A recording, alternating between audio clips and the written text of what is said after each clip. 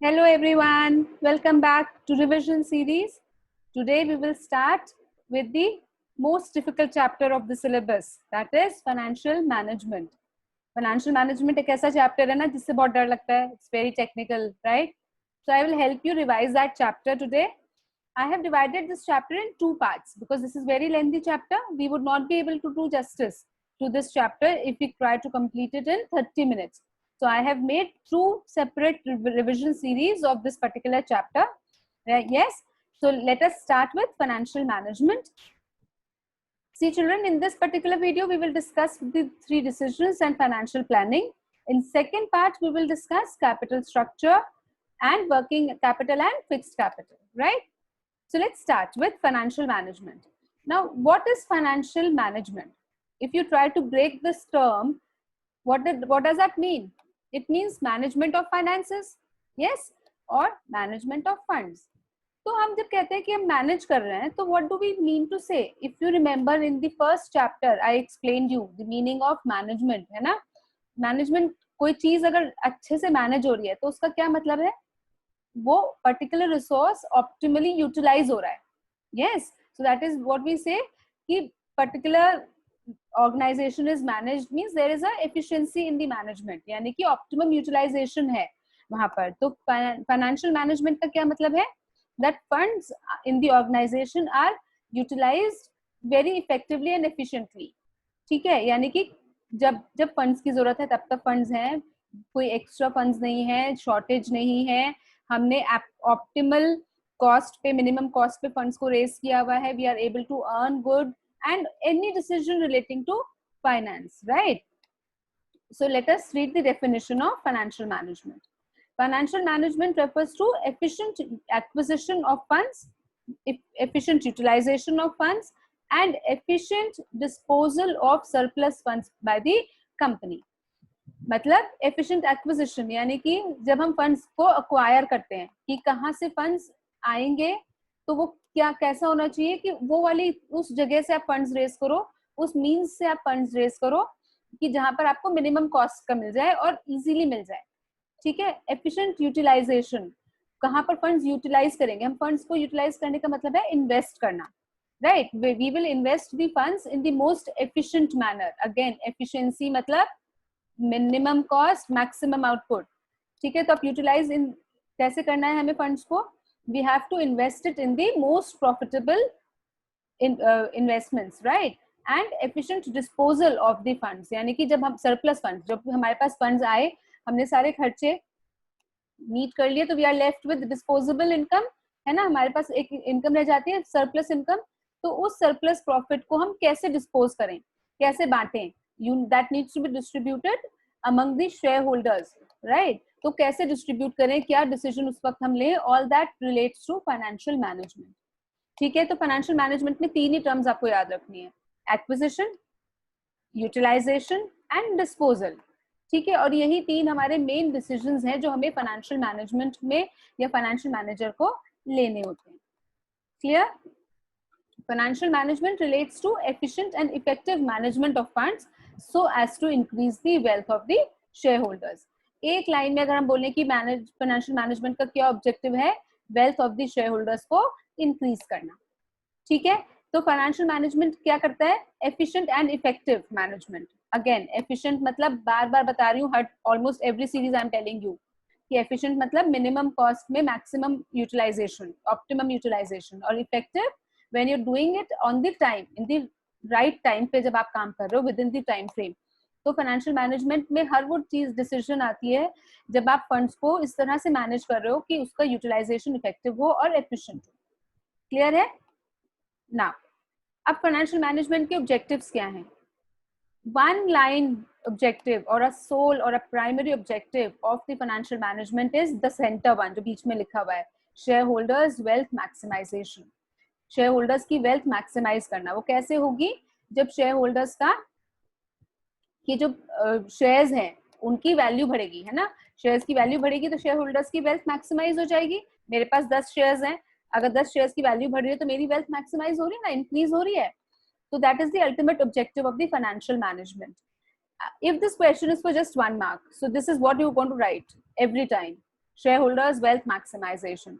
But if the question is a 3 mark or 4 mark question, or if they ask you in detail, then there are 4 sub objectives. We call them secondary objectives also, or we also call them the means to attain the main objective of the funds of the financial management. ठीक है, तो वो क्या है? Prime profit maximisation. Profit अगर maximise होगा firm का, business का प्रॉफिट अगर सबसे ज्यादा मैक्सिमाइज हो रहा है, इंक्रीज हो रहा है, तो शेयर होल्डर्स की वेल्थ अपने आप बढ़ेगी, क्योंकि ज्यादा प्रॉफिट होगा तो ज्यादा डिविडेंड डिस्ट्रीब्यूट होगा, है ना. Next is maintenance of liquidity. ये बहुत इंपॉर्टेंट है. फाइनेंशियल मैनेजमेंट को ये देखना है कि आप फर्म की लिक्विडिटी हमेशा से फर्म के पास उतने पैसे हो कि फर्म अपनी शॉर्ट टर्म लाइबिलिटीज को इमीडिएटली पे कर पाए. लिक्विडिटी का मतलब क्या होता है? Ability to convert your current assets into cash और ability to repay your current liabilities. ठीक है, तो फर्म की का एक ऑब्जेक्टिव ये होता है कि फर्म के पास कभी भी कैश क्रंच ना हो, लिक्विडिटी हमेशा रहे कि जब जब जो ऑब्लिगेशन पे करनी है उसको पे करने के लिए हमारे पास कैश होना चाहिए. क्योंकि अगर कैश नहीं है, ऑब्लिगेशन अगर आपकी रह गई, तो इसका मतलब क्या है कि आपके पास लिक्विडिटी नहीं थी. इसका मतलब you are not doing good. Maybe आपके पास बहुत प्रॉफिट है, लेकिन आपके पास आपकी लाइबिलिटीज पे करने के लिए पैसे ही नहीं है, तो सारा सब पर्पस खत्म हो जाता है ना फिर. Next is proper utilisation of funds. Funds का यूटिलाइजेशन प्रॉपर होना चाहिए. There should not be any wastage and it should be optimally utilized. And next is meeting financial commitments. कि आप फाइनेंशियल कमिटमेंट्स, जब आपको किसी को पैसा देना है, आपने लोन ले रखा है, आपको उस पर इंटरेस्ट पे करना है, आपने डिबेंचर्स इशू करे, आपको उस पर इंटरेस्ट पे करना है, जब आपका लोन का रीपेमेंट का टाइम है, डिबेंचर्स का रिडम्पशन का टाइम है, तब आपके पास पैसे हैं उसको उन फाइनेंशियल कमिटमेंट्स को मीट करने के लिए. तब आपकी क्या होती है? गुडविल बढ़ती है एंड शेयर होल्डर्स की वेल्थ बढ़ती है. अगर फर्म की गुडविल बढ़ रही है, तो then you will like to buy the shares of those company जिनकी गुडविल अच्छी होती है. तो जब ज्यादा डिमांड होती है तो शेयर्स की वैल्यू अपने आप बढ़ती है. ठीक है, so that is these are the four sub और secondary objectives of the financial management, right. And if all these 4 are met, then the primary objective of shareholders wealth maximization is fulfilled. Is that clear to all of you? So let's move ahead with the decisions of the financial management. Financial management में क्या-क्या decisions लेते हैं, या if the question can be like, what are the decisions taken by a financial manager? So the first decision that a financial manager takes is investment decision. Next is financing decision, and third is dividend decision. Investment decision relates to utilization of your funds, कि आप पैसा कहाँ invest करोगे. ठीक है, financing decision relates to raising of the funds, आप किन sources से पैसा रेज करोगे. ठीक है, और डिविडेंड डिसीजन रिलेट्स टू कि आप पैसा, जो आपकी प्रॉफिट है, जो इनकम है, उसको आप कैसे डिस्ट्रीब्यूट करोगे among the shareholders in the form of dividend. तो if you can just recall, हमने पहले स्लाइड में हमने फाइनेंशियल मैनेजमेंट की डेफिनेशन में यही 3 टर्म्स पढ़ी है, एक्विजिशन, यूटिलाइजेशन एंड डिस्पोजल, और यही 3 फंक्शंस हैं. तो अब डेफिनेशन याद करने में आपको दिक्कत नहीं होगी. अगर आप ये 3 वर्ड्स याद कर लो तो आपकी डेफिनेशन फाइनेंशियल मैनेजमेंट की अपने आप बन जाती है. ठीक है, is that clear? So now let us read these decisions in detail. Now the first decision relates to investment decision. Investment decision means in which investment opportunities should you invest your funds. आपको अपने funds किन opportunities में कहाँ invest करने चाहिए. तो क्या criteria होना चाहिए आपका इन्वेस्ट करने के लिए. जो आपको प्रपोजल मोस्ट प्रॉफिटेबल हो, जो उसमें सबसे ज्यादा इनकम आपको मिल जाए, आप उसी में इन्वेस्ट करोगे. यस और नो? तो let us read what this decision has to say. Investment decision relates to investing the firm's funds in acquiring the assets of the firm. Assets can be fixed as well as current assets. यानी कि acquisition of the funds, याद है acquisition. तो acquisition, no sorry not acquisition, utilization, कि आप funds को कहाँ utilize करोगे? In buying the assets for the firm. firm के लिए assets खरीदने के लिए आप funds को use करते हो. ठीक है, तो ये funds जो investment decision है, ये आपको help, this decision relates to कि आपको पैसा कहाँ invest करना है, कौन से assets खरीदनी चाहिए और कौन सी नहीं खरीदनी चाहिए. Yeah, what should be the proportion of your fixed and current assets? Is that clear? So short-term investment decisions are called working capital decisions, and long-term investment decisions are called capital budgeting decisions. ठीक है, capital budgeting decisions बोलते हैं, ये long term decisions बोलते हैं, investment decisions बोलते हैं, कि जहां पर फर्म का जो फंड्स है, बहुत बड़ा amount of funds is utilised in buying the fixed assets for the firm. ठीक है, जब फिक्स एसेट्स खरीदते हैं तो वो लॉन्ग टर्म के लिए रहती है, तो हम फिक्स एसेट्स भी बोल सकते हैं, हम लॉन्ग टर्म इन्वेस्टमेंट्स भी बोल सकते हैं, हम कैपिटल बजटिंग भी कह सकते हैं। They are all synonyms. और ये इतने इंपॉर्टेंट क्यों है? Capital budgeting decisions are very very important for the business. ठीक है, क्यों? Let us read. सबसे पहले तो लॉन्ग टर्म ग्रोथ, ये जो कैपिटल बजटिंग डिसीजंस होते हैं या फिक्स एसेट्स से रिलेटेड जो डिसीजंस होते हैं फर्म के, इनका इम्पैक्ट फर्म के लॉन्ग टर्म पे होता है, बहुत लॉन्ग टर्म ग्रोथ पे इफेक्ट आता है, क्योंकि जैसे जैसे आपके फिक्स एसेट्स हैं वो आपको जनरेट करके देंगे इनकम, और उससे आपकी ग्रोथ होगी बिजनेस की। तो लॉन्ग टर्म के लिए और बहुत लंबे टाइम के लिए फिक्स एसेट्स आपके पास रहते हैं, right, in the business. So they have the impact on the long term growth of the business. Large amount of funds involve, funds, बहुत बड़ा फंड इन्वॉल्व होता है कैपिटल बजटिंग डिसीजंस में, क्योंकि फिक्स एसेट्स खरीदने हैं। तो they are, we all know, हमने 11th में भी पढ़ा है और 12th में भी हम पढ़ते हैं बिजनेस उसमें अकाउंटेंसी में, कि बहुत पूरे बैलेंस शीट का एक बहुत बड़ा हिस्सा हमारे फिक्स एसेट्स में जाता है, राइट। रिस्क इन्वॉल्व, बहुत बड़ा रिस्क होता है, क्योंकि ज्यादा पैसा, ज्यादा टाइम, ज्यादा रिस्क। यस, आपने आज एक कोई ब्रांच खोली है, या आपने कोई एक इन्वेस्टमेंट डिसीजन आपने लिया है, आपने रिप्लेसमेंट ऑफ द मशीनरी की है, या चेंज इन द प्रोडक्शन किया है, तो उससे क्या होगा? बहुत बड़ा डिसीजन है, बहुत लंबे टाइम के लिए लिया है, बहुत सारा पैसा लगा है, तो इसीलिए इसका रिस्क भी बहुत ज्यादा होता है। So there is lot of risk involve in the capital budgeting decisions. And last is irreversible decisions. ये इररिवर्सिबल है, आप इनको फिर पलट नहीं सकते। आज आपने सोचा कि मैं मशीनरी बदलता हूँ, I will maybe better technology I will use, next year it doesn't work and then you can not change it, कि नहीं ये तो फ्लॉप हो गई, तो अगले साल फिर चेंज करोगे, because there is lot of money involve in it, you can not reverse these decisions, you have to go with them howsoever it is, right.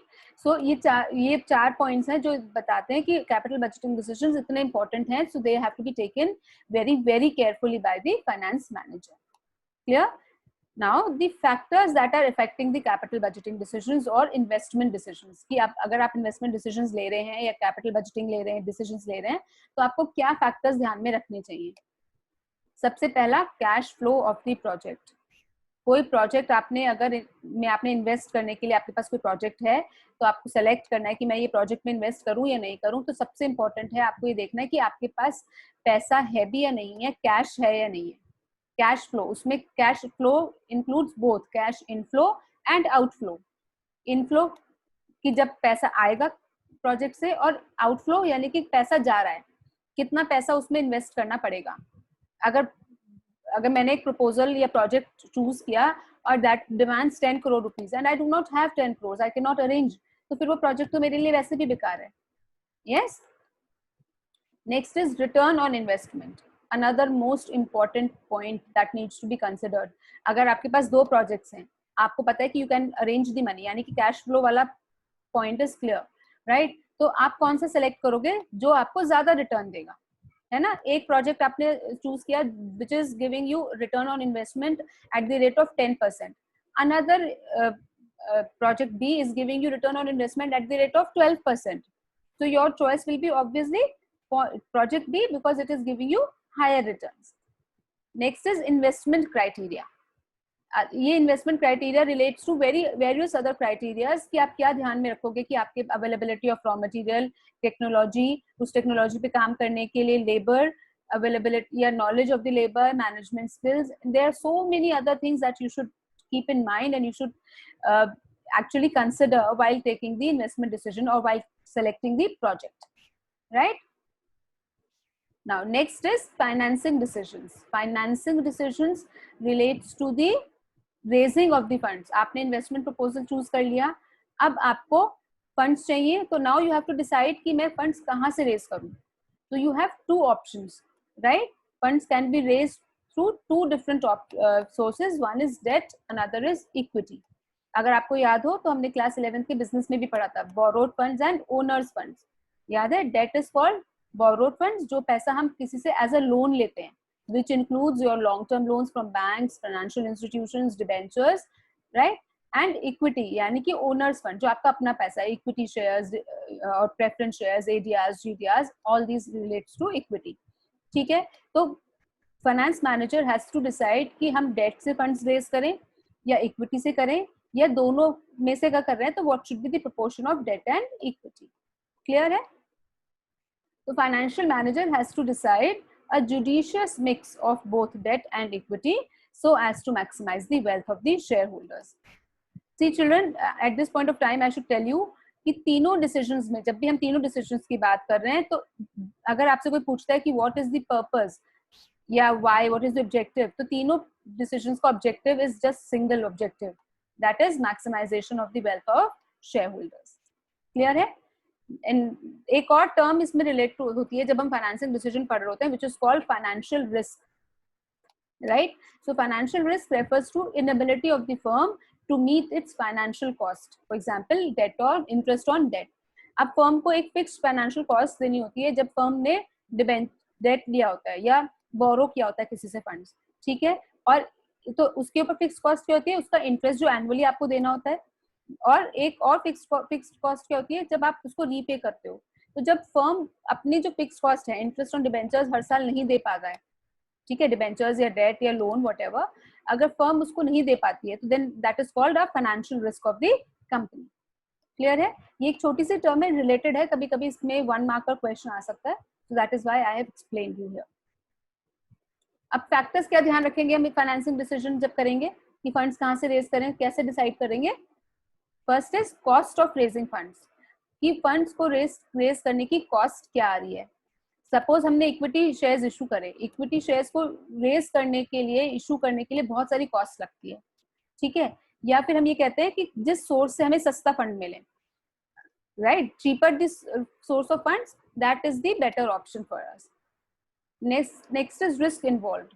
Risk involved मतलब from the company point of view, equity shares are less risky than debentures और debt, क्योंकि debt आपको एक fix time period पे वापस करना है, उसकी मैच्योरिटी पीरियड होती है, आपको उस टाइम फंड्स अरेंज करके रखने हैं, हर साल उसका एक फिक्स फाइनेंशियल कॉस्ट होती है, उसका इंटरेस्ट होता है जो हमें उस पर देना होता है. तो दैट बिकम्स रिस्की. अगर फर्म अच्छा नहीं कर रही है, firm does not have that much of funds, या इतना प्रॉफिट नहीं अर्न कर पा रही है फर्म शुरू में, तो ये रिस्की फंड्स होते हैं. इक्विटी शेयर्स को अगर आप 2-3 साल आप you do not give them dividend, they it's still okay, right? So that is why it is said कि equity shares are less risky. So you have to see कि कितना risk involved है किस particular source में. Next is again cash flow position. Cash flow position ये तीनों financing decisions में आती है कि आपको ये देखना कि आपके पास कैश है या नहीं है. आपको एक टाइम के बाद, मेच्योरिटी के बाद उसको रीपे करना है, आपको हर साल उस पर इंटरेस्ट पे करना है, तो इंटरेस्ट पे करना होता है कैश में से जाता है आपके, आप, ठीक है, तो आपके पास do you have that much of cash available with you to pay your interest or not, ठीक है, तो you have to see that also. Next is control considerations. ये बहुत important point है.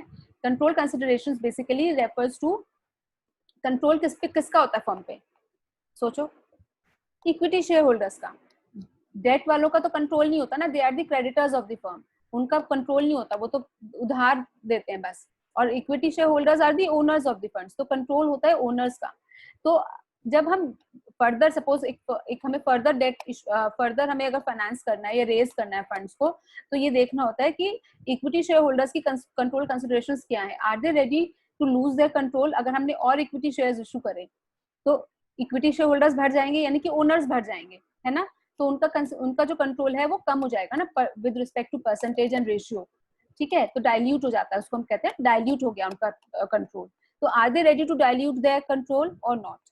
अगर if they are not ready to dilute their control, then what do? We should go for debentures, and if they are ready to dilute their control, then we can go for equity shares, right? Next is flotation cost.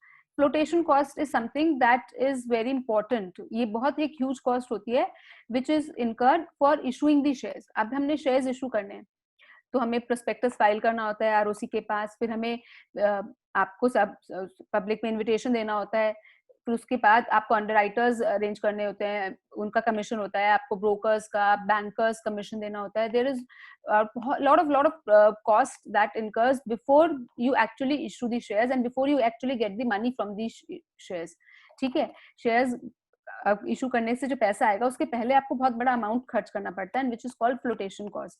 तो do you have that much of funds to spend on the flotation? Let's say I need 10 crore rupees, right? And my flotation cost can be 10 lakhs. So do I have 10 lakh rupees, or am I ready to spend 10 lakh rupees to get the to issue the shares or not? So that consideration has to be kept in mind कि flotation cost है हमारे पास, and are we ready to spend that much or not? अगर हम flotation cost खर्च नहीं करना चाहते हैं, then we can go for debt, क्योंकि debt लेने में एक छोटा सा processing cost जाती है banks की, इसके अलावा कुछ नहीं जाता. Clear? Next is fixed operating cost. Fixed operating cost is, if you remember, हम P&L अकाउंट बनाते हैं ना, 11th में भी बनाया है हमने, 12th में भी बनाया है. प्रॉफिट एंड लॉस अकाउंट में हमारा एक ऑपरेटिंग कॉस्ट होता है जो कि फिक्स होता है, रेंट, डेप्रिसिएशन, सैलरीज, है ना, ये सब फिक्स्ड कॉस्ट होती है. तो अगर आपकी फिक्स्ड ऑपरेटिंग कॉस्ट ऑलरेडी बहुत ज्यादा है, तो अब जो इंटरेस्ट ऑन डिबेंचर्स है, that will also add to that cost. Fixed operating cost हो जाएगी ना वो भी. तो आप, if you already have a large fixed operating cost, आपकी ऑपरेटिंग कॉस्ट ऑलरेडी बहुत ज्यादा है, ठीक है, तो फिर आप डेट इशू नहीं करोगे, मतलब debt, you will not prefer debt, because फिर आपको पता है कि आपकी इंटरेस्ट भी भर जाएगा, तो और कॉस्ट बढ़ जाएगी, और जितनी ज्यादा कॉस्ट बढ़ेगी प्रॉफिट उतना कम हो जाएगा. ठीक है ना.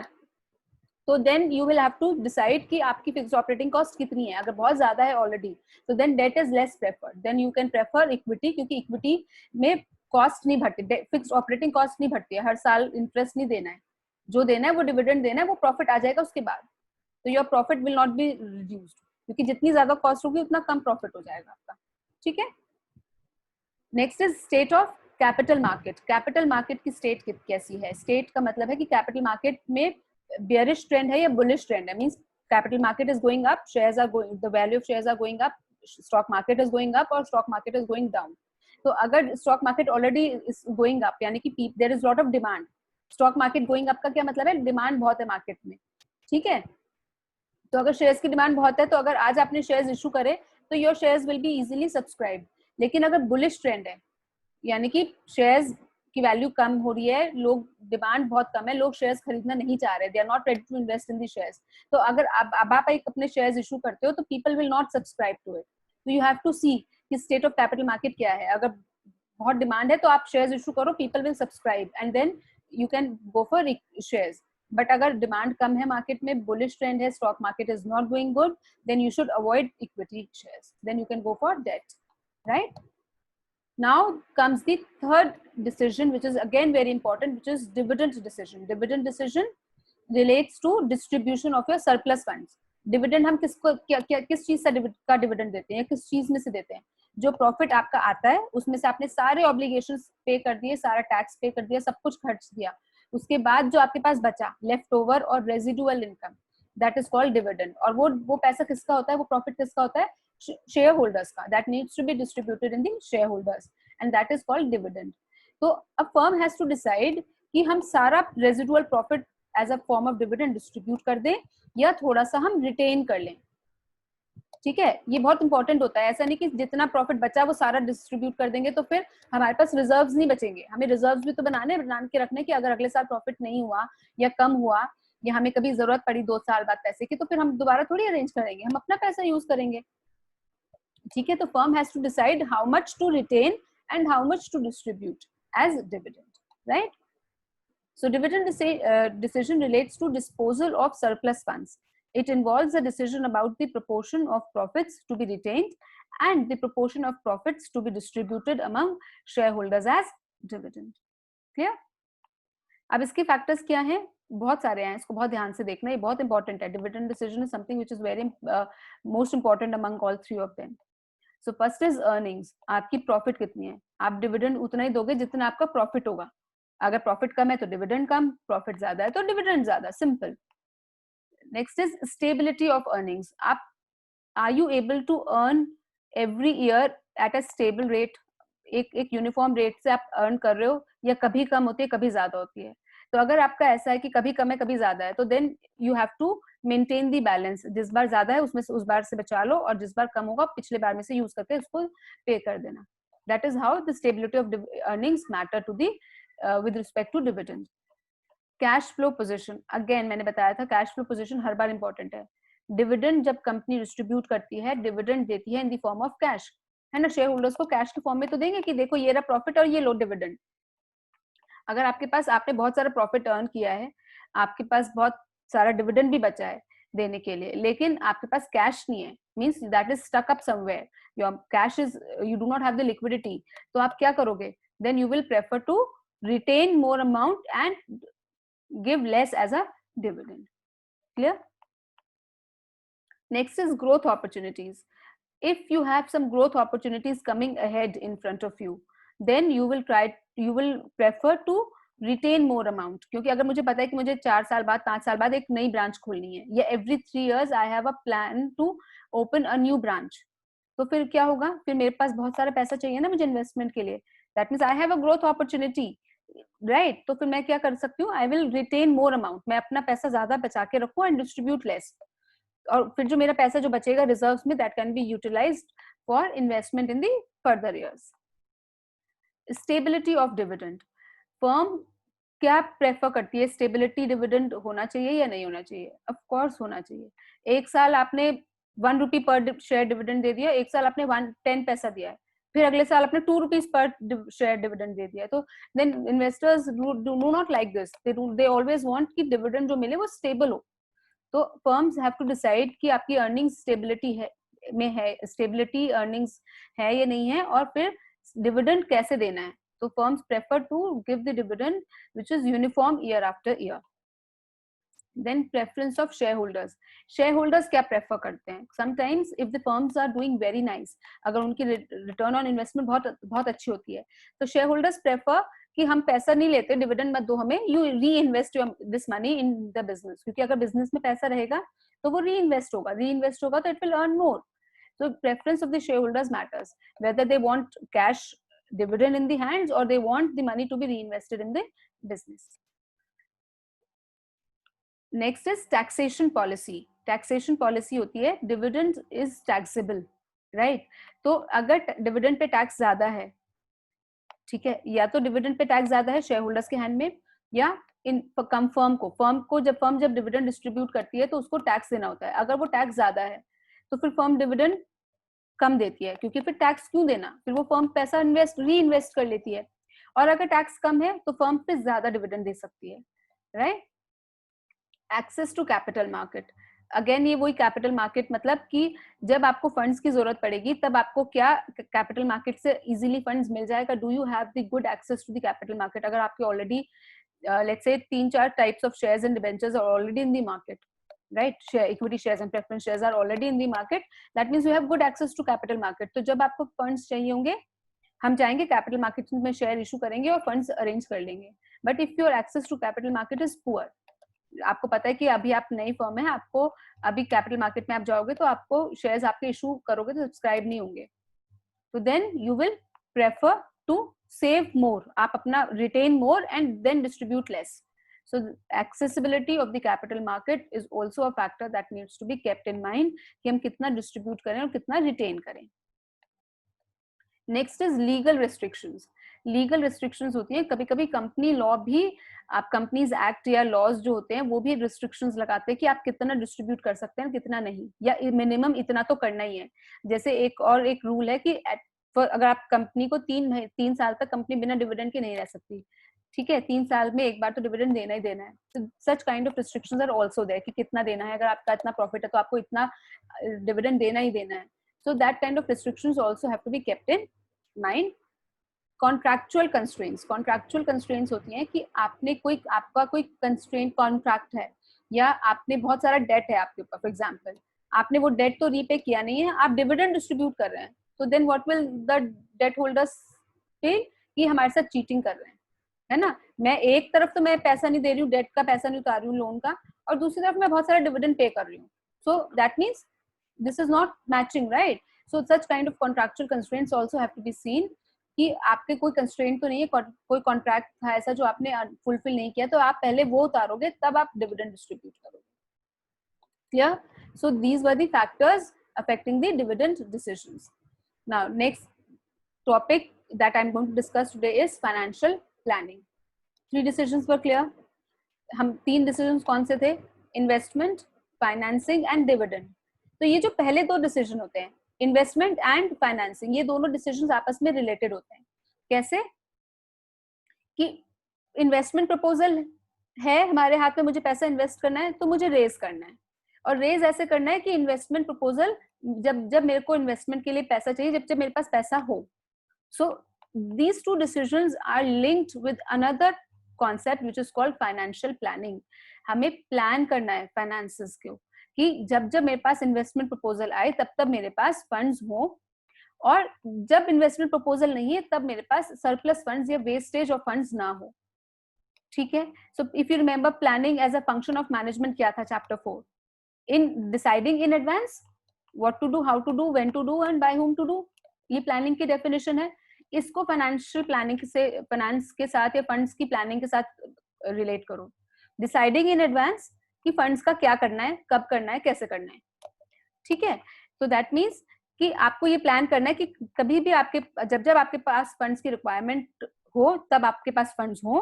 कहाँ से आएंगे वो डिसाइड करना है अभी, कि मेरे को 2 साल बाद इतने फंड्स चाहिएंगे तो ये फंड्स मेरे पास यहाँ से आएंगे.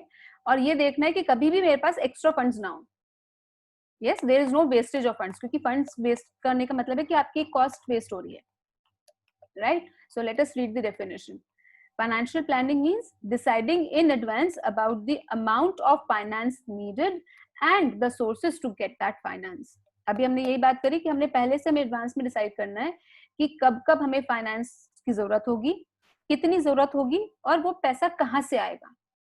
Where will we raise the funds, right? So it involves preparing the financial blueprint of the firm's future requirements of funds. ठीक है. Now, what are the objectives of financial planning? Just two objectives. To ensure the availability of funds when required. जब जब पैसे की जरूरत है तब तक पैसा हो. There is no shortage and there is no surplus which is wasted. And to ensure that firm do not raise the funds unnecessary. आज आपने इक्विटी शेयर्स इशू कर लिया, आपके पास कोई इन्वेस्टमेंट प्रपोजल नहीं था. कल आपके पास इन्वेस्टमेंट प्रपोजल है पर आपने फंड्स नहीं रेज करे. So you have to link between, or you have to make a balance between your investment and financing decisions. ठीक है. तभी मैंने कहा था it acts as a link between financing and investment decisions, right? तो financial management और financial planning में क्या क्या लिंक है? फाइनेंशियल मैनेजमेंट में भी हम यही कर रहे हैं, फाइनेंशियल प्लानिंग में भी यही कर रहे हैं. बताओ, मैनेजमेंट और प्लानिंग का डिफरेंस पता है? Management is a wider concept, planning is one function of management. इसी तरह से यहाँ पर है. Financial management takes into consideration various activities. बहुत काम होता है फाइनेंशियल मैनेजमेंट में. एक्विजिशन होता है, यूटिलाइजेशन होता है, डिस्ट्रीब्यूशन होता है, कैसे फंड्स कमाने हैं, कैसे पैसे यूज करना है, कहाँ यूज करना है. बहुत सारे डिसीजंस हैं फाइनेंशियल मैनेजमेंट में. और प्लानिंग में हमें सिर्फ इतना देखना है, इन एडवांस में भी डिसाइड करना है कि हमारे पास जब जब रिक्वायरमेंट है तब तब फंड्स है, कितना फंड्स कब चाहिए और कहाँ से आएगा, बस इतना काम इन एडवांस. तो फाइनेंशियल प्लानिंग क्या हो गई? A part of financial management. The big rectangle here is financial management and financial planning is a small oval which you can see. And that means financial planning is a part of financial management, though it is very important part, right? Now the importance of financial planning. अब financial planning की importance क्या है? Very quickly we will deal with this. Ensure smooth functioning of the enterprise. Smooth functioning enterprise की चलेगी तब जब जब हमारे पास पैसा चाहिए होगा, हमारे पास पैसा अवेलेबल होगा तो हम बहुत स्मूथली काम करेंगे, है ना. जब जो चाहिए वो मुझे मिल जाए, I am very smooth. Yes. Anticipation of future requirements. आप पहले से डिसाइड करो, एंटिसिपेट करो, एस्टिमेट करो कि आपको कब कब फ्यूचर में पैसा चाहिए. It avoids shocks and surprises. अचानक से फंड्स की रिक्वायरमेंट आ गई, शॉक हो गया, क्या करे, कहाँ से आएगा, कहाँ से आएगा, कहाँ से आएगा. No, you have anticipated in it earlier. आपको पता था कि आपको फंड्स की जरूरत है और आपने अरेंज भी करके रखा था. ठीक है. Proper utilisation of finance. Funds आपने जो रेज करे हैं वो प्रॉपर यूटिलाइज हो, कभी भी कोई वेस्टेज ना हो. ऑप्टिमम यूटिलाइजेशन का मतलब हमेशा ध्यान रखना, minimum cost, maximum utilization and no wastage, right. तो प्रॉपर यूटिलाइजेशन मतलब there is no wastage of funds. Link between investment and financing decision, ये मैं पहले भी एक्सप्लेन कर चुकी हूँ कि जब रिक्वायरमेंट है तब पैसा होना चाहिए, जब पैसा रेज किया है तब आपके पास इन्वेस्टमेंट प्रपोजल होना चाहिए. ठीक है. And it facilitates coordination of various activities. वो तभी पॉसिबल है जब आपने फाइनेंशियल प्लानिंग ठीक से करी है. So children, this was all about this particular video. In next part, second part of financial management, I will deal with capital structure, working capital and fixed capital. So do not go anywhere. I'm coming back. And if you have liked this video, please press like button. Thank you, children. Take care. Goodbye.